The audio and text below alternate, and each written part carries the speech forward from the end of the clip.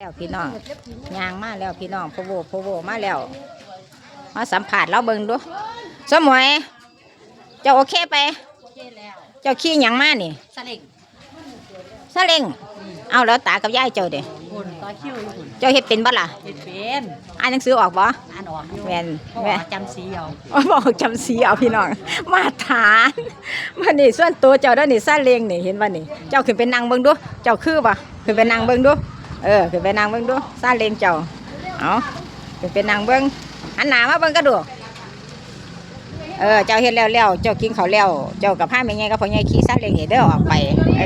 อย่าลืมลูกเจ้าของล่ะพี่น้องนั่งกินแกงเส้นอยู่ร้านมื้อนี้สวยบ่ถามพี่น้องเบิ่งดู นี่สวยป่ะพี่น้องแอปเปิลปะแต่ว่าสวยเห็ดปากหมูกันนะสั่งได้พี่น้องสั่งได้คือเขาสั่งได้วันนี้ไปแล้วจ้าวันนี้สดใสร่าเริงเหมือนเดิมพี่